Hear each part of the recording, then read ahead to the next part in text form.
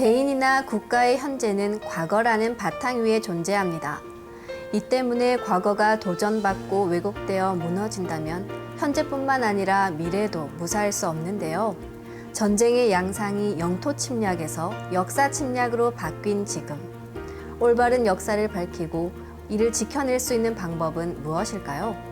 오늘은 고대사 연구의 1인자이자 근대적인 민족사관을 정립한 단재 신채호 선생님의 평전을 통해 그 해답을 찾아보는 시간 가지겠습니다. 단재 신채호 평전을 소개해 주실 분을 모셨습니다. 인터넷 카페에서 독서 클럽을 운영 중이신 김용만 운영자님이십니다. 안녕하세요. 네, 안녕하세요. 제가 알기로 단재 신채호 선생님과 조금 특별한 인연이 있다고 들었는데요. 어떤 인연인가요? 예, 제 고향은 충북 청주인데요. 이곳은 단재 신채호 선생님께서 성장 과정을 보냈던 고향이기도 합니다. 그래서 어려서부터 자연스럽게 선생의 이름에 대해서 이렇게 듣게 되었고요. 네. 그러면서 그분이 밝히고자 했던 역사의 진실에 대해서 관심을 가지게 되었습니다. 그러다 보니 자연 단재 선생의 충절의 정신에 대한 존경심을 가지게 되었습니다. 그럼 신채호 선생님도 충북 청주에서 출생하신 건가요? 단재 신채호 선생께서는 충청남도 대덕군 정생면 도림리에서 탄생하셨습니다. 저의 고향이기도 한 청주 지역에서도 낭성면 기렐이라는 곳으로 선생께서는 아버지가 작고하면서 7살 때 이사 오시게 됩니다. 단재 신채호 선생께서는 조선의 3대 천재로 손꼽힐 정도로 총기가 뛰어나다고 들었는데요. 여기에 대해서도 좀 알려주실까요?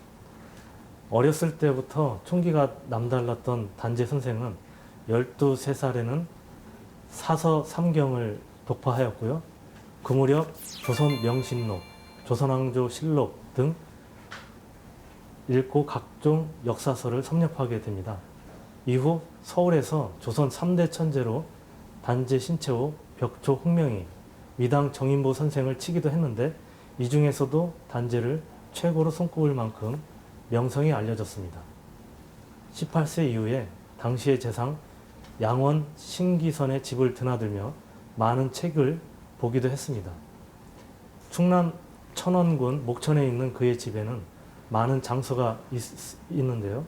한문 전적은 물론 국내에서 발간한 신학문에 대한 다량의 책을 소장하고 있어서 그를 통해 신구 서적을 접하게 되고 학문의 지평을 넓히고 국내의 정세를 이해하는 데 큰 도움이 됩니다. 19세 가을에 신기선의 추천으로 성균관에 들어가게 되는데 신구 학문의 광범위한 저서들을 거침없이 읽고 소화시켜 나갑니다. 이미 상당한 수준의 유학의 경지에 도달한 단재는 성균관에서 단연 돋보이는 존재가 되어 26세에 성균관 박사가 됩니다. 네, 말씀하신 대로 단재 신채호 선생님은 어릴 적부터 유학을 공부해서 당시 최고의 학교인 성균관에서 박사까지 되셨는데요. 이후 그의 삶은 유학자로서의 삶이라기보다는 언론인이나 사학가 또는 항일투쟁가로서의 삶을 사셨지 않습니까? 예. 여기에 대해서도 좀 소개 부탁드릴까요? 단재 선생은 성균관에 입학하면서부터 독립협회에 참여하여 전통적인 유학사상에서 개혁사상가로 과감한 자기 혁신과 방향 전환을 하게 됩니다.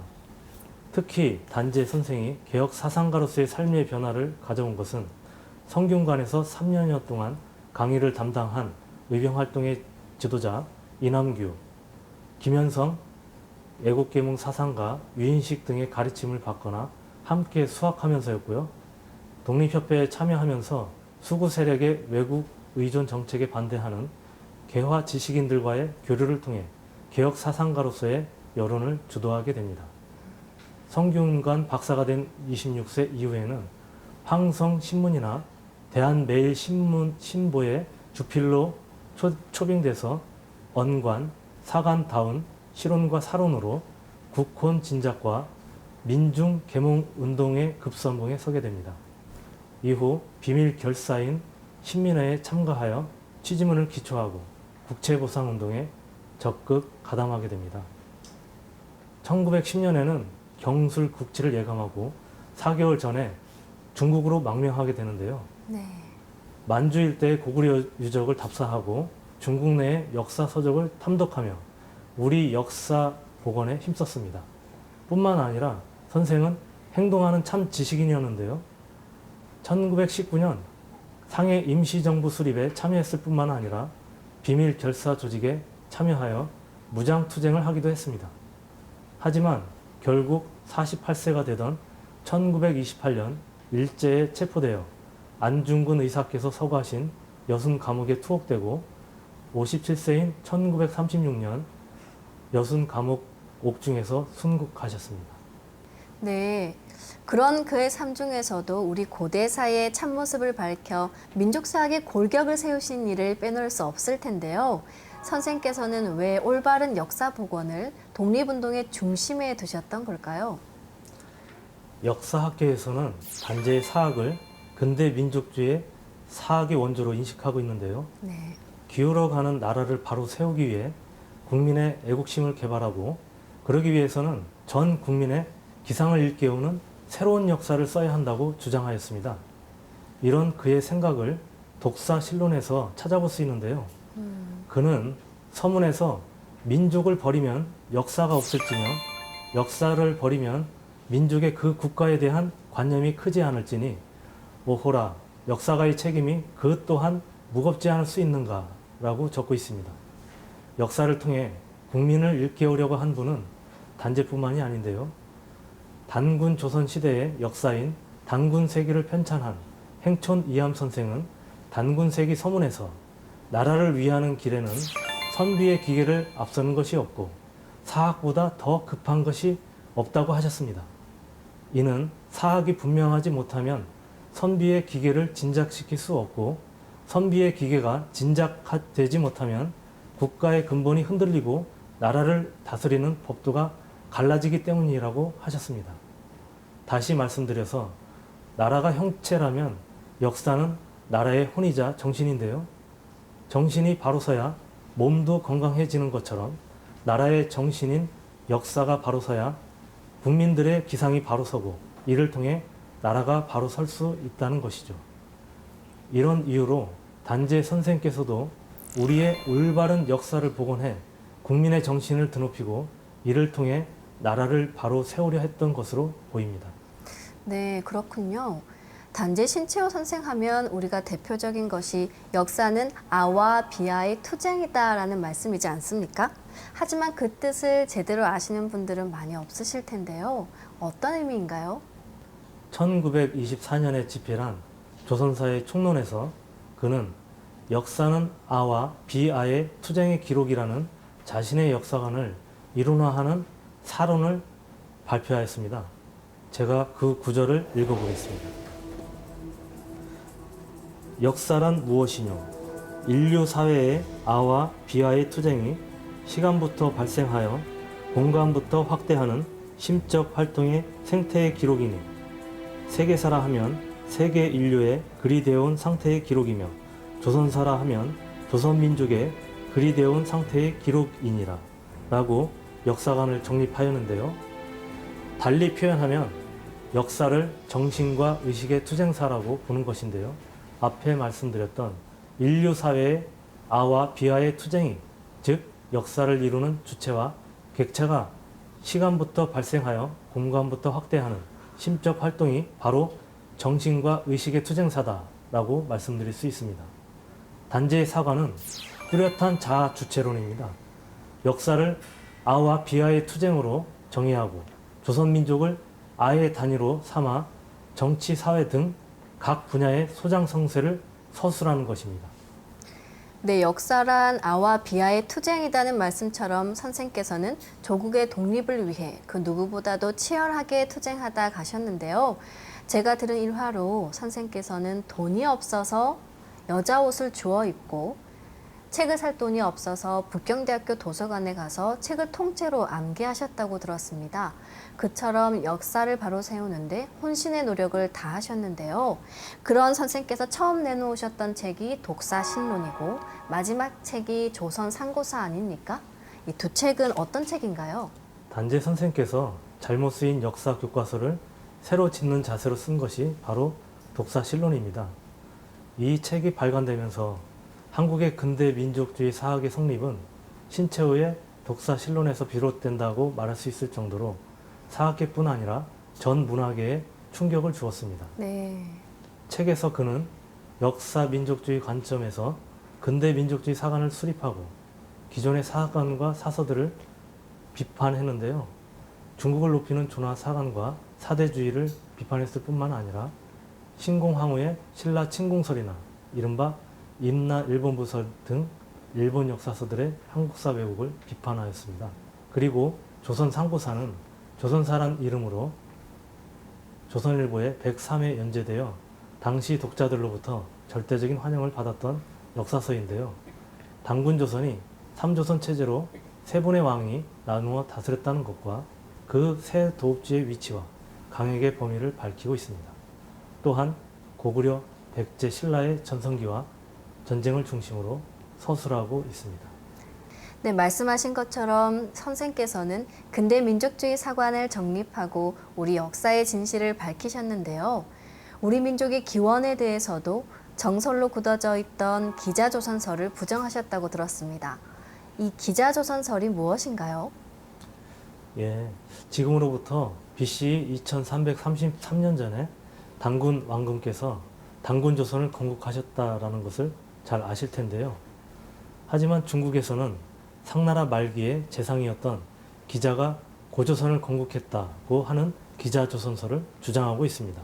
하지만 사기 세근에서는 기자를 상나라의 왕족이라고 하면서 기자의 기는 국명이고 기자의 이름은 서여이다 라고 하였는데요.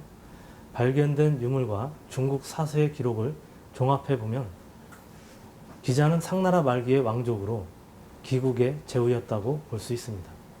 이렇게 본다면 기자가 기국을 다스린 왕이었을지언정 고조선을 다스린 단군은 결코 아니었던 것입니다.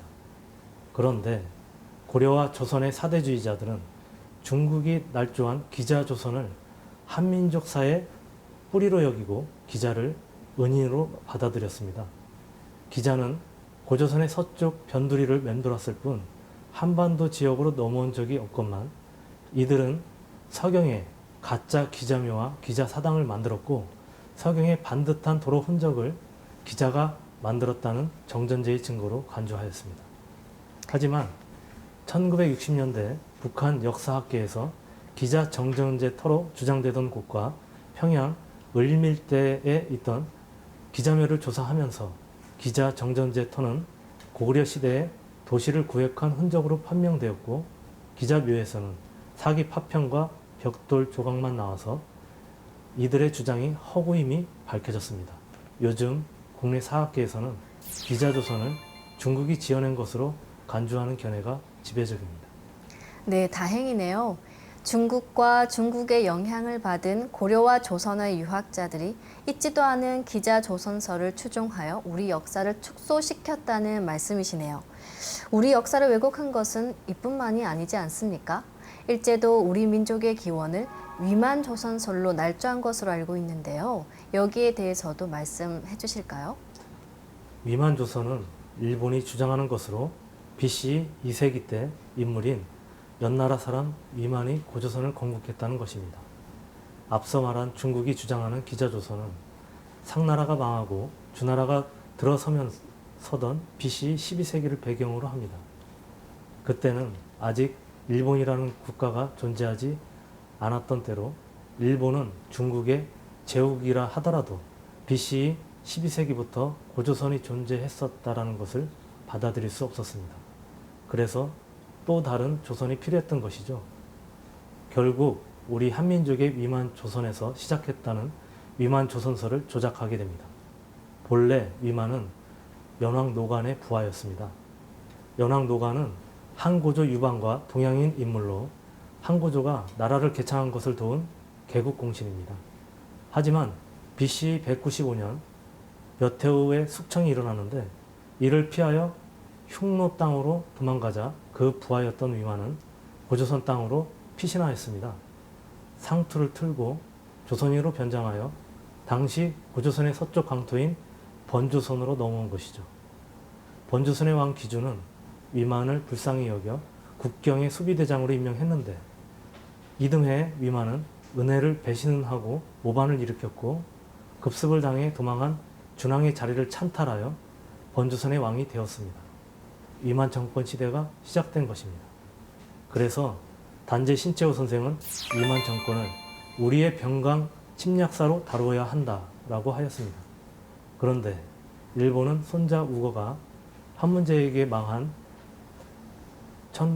BC 108년 때까지 약 90년간 존속한 위만 정권을 위만 조선으로 격상시키고 이것을 조선 역사의 시작으로 정하였습니다. 게다가 일본은 위만 조선의 위치를 요동반도가 아니라 한반도의 평양 이북으로 비정하였으며 이리하여 조선은 일본보다 짧은 역사를 가진 나라로 조작된 것입니다. 기자조선설과 위만조선설은 결국 한민족이 중국의 제후국이나 식민지에서 시작했다는 것이네요. 왜 중국과 일본은 이렇게 없는 역사를 날조하면서까지 우리 역사를 왜곡하는 것일까요? 중국은 20세기 들어서 서남공정, 서북공정을 통해 현재 중국 영토와 관련한 역사 왜곡을 주도해 왔으며 지금은 G2 국가를 외치며 세계 경제 정치 패권을 가지려 하고 있습니다. 또한 북한의 유사시에 대비하여 역사 왜곡의 최종 완결판이라 할 수 있는 동북공정을 통해 그동안 발해 역사와 고구려 역사를 자국의 역사로 편입하는 작업을 실시해 왔습니다. 특히 2008년 베이징 올림픽을 계기로 전 세계를 대상으로 대대적으로 백두산을 비롯하여 대진국과 고구려 관련 역사 유적지를 자국의 역사 일환인 것처럼 세계에 알렸습니다. 고구려는 아시다시피 전성기 때 만주 지역뿐만 아니라 한강 유역을 통치했던 강국이었습니다. 이로써 북한의 유사시에 북한을 접수하겠다는 논리를 동북공정의 역사 왜곡을 통해 갖추었다고 할 수 있습니다. 또한 일본은 지금도 일본 부서를 통해 한반도 남쪽을 경영을 하고 지배를 했다라는 주장을 하고 있습니다. 중국과 일본의 논리대로라면 한민족의 정체성을 제대로 유지하기는 거의 불가능한 실정에 처해 있습니다. 유사시에는 그동안 우리의 조상님들이 이룩해 놓은 문화유산과 영토를 지킬 수 없는 지경에 와 있다라는 것을 조금만 생각해 보시면 아실 수 있을 것입니다. 네, 지금이라도 역사학계와 국민 모두가 위기의식을 느끼고 올바른 역사 복원에 힘쓰면 좋겠습니다. 그럼 단재유 신채호 선생께서 복원하려 한 우리의 참 역사는 어떻게 정리할 수 있을까요? 결론적으로 진정한 조선은 국조인 단군 왕검이 우리 고유 문화인 신교의 가르침을 받들어서 세운 단군 조선입니다. 초대 단군 왕검은 신교의 삼신 사상에 따라 하나의 나라 조선을 셋으로 나누어 다스렸습니다. 삼한관경제라는 신교 사상에 따른 제도에 따라 대단군이 중앙의 진안을 다스리고 2명의 부단군이 대단군의 통솔 아래 번안과 마한을 각기 맡아 다스렸습니다. 단군 조선은 초대 단군 왕검 이래 47대 단군이 2096년 동안 다스렸습니다. 그리고 그 영토는 만주와 요동 지역에서 진안이, 요서 지역은 번안이, 한반도는 마한이 각각 세 강토로 다스렸습니다. 단군 조선은 삼한관경제의 흥망성쇠와 그 운명을 같이 하였습니다. 22세 색불로 단군 때 천도와 더불어 단군 조선의 삼한체제가 삼조선 체제로 바뀌게 됩니다. 네. 이와 관련한 역사를 단재 신채호 선생이 밝히는데 주력하였음은 전후 삼한구와 조선 상구사를 통해 알 수 있는데요. 네. 전후 삼한구 서문을 보도록 하겠습니다.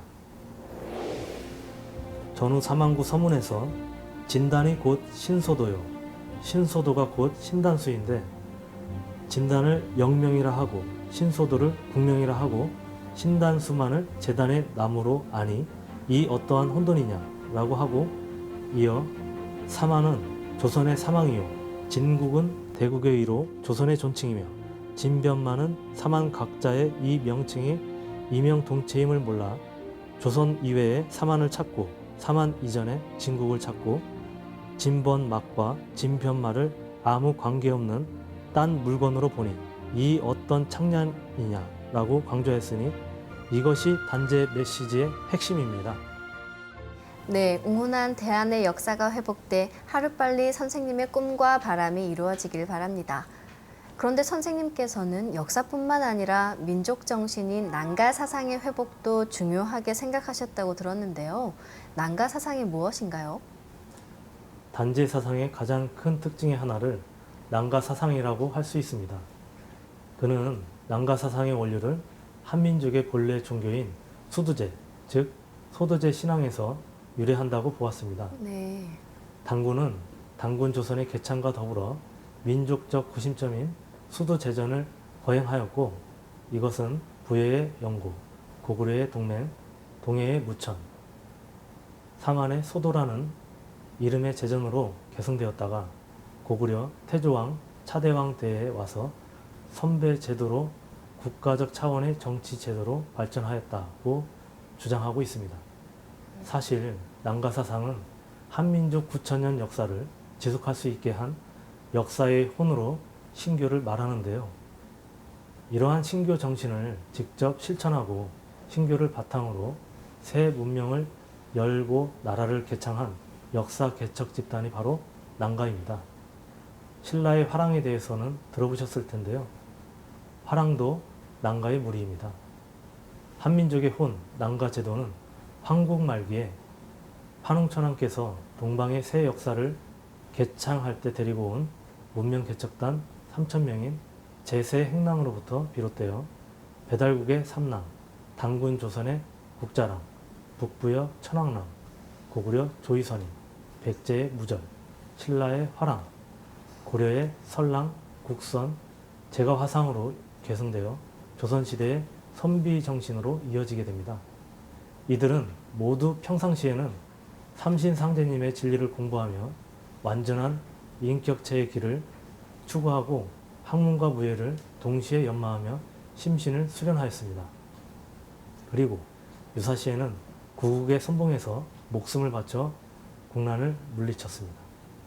결론적으로 난가는 신교의 구도자이며 또한 역사 개척의 선봉장으로서 한 시대의 구국 청년단이었습니다.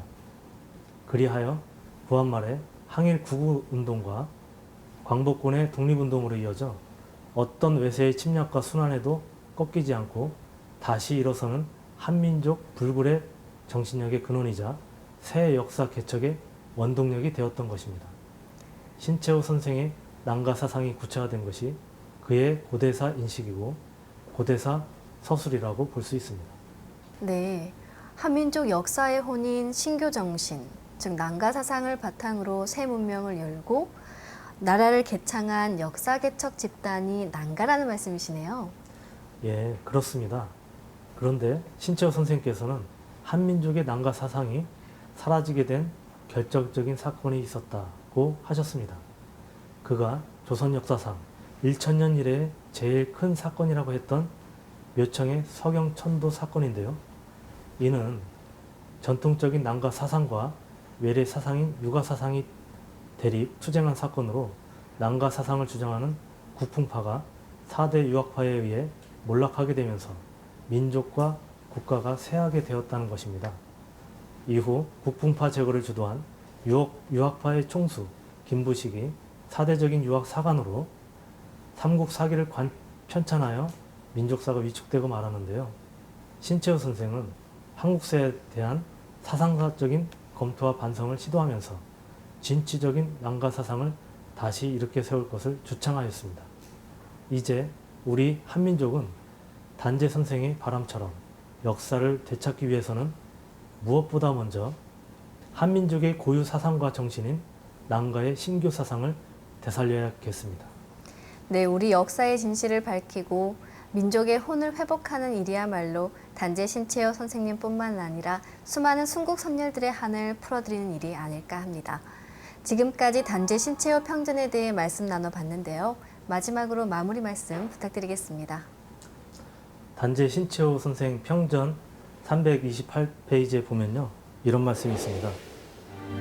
우리 조선 사람은 매양 이해 이외에서 진리를 찾으려 하므로 석가가 들어오면 조선의 석가가 되지 않고 석가의 조선이 되며 공자가 들어오면 조선의 공자가 되지 않고 공자의 조선이 되며 무슨 주의가 들어와도 조선의 주의가 되지 않고 주의의 조선이 되려 한다.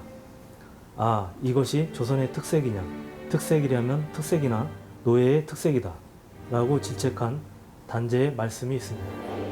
오늘을 사는 우리에게 잠들어 있는 역사의식을 일깨워주는 경책의 말씀이라고 생각합니다. 네, 지금까지 소중한 말씀 감사드립니다. 감사합니다. 만국의 시대, 일제타도와 조국의 해방을 위해 언론과 사학, 무력투쟁 등 각 분야에서 큰 업적을 남기며 참 지식인의 전형을 보여준 단재 신채업. 특히 그는 민족사학의 이름으로 찬란한 우리 고대사를 복원하는 데 각고의 노력을 기울이셨는데요. 그의 바램대로 하루속히 잘못된 역사를 청산하고 전 국민이 올바른 역사의식을 회복하기를 희망합니다. 책으로 만나는 가을개병 문화, 다음 시간에 다시 뵙겠습니다.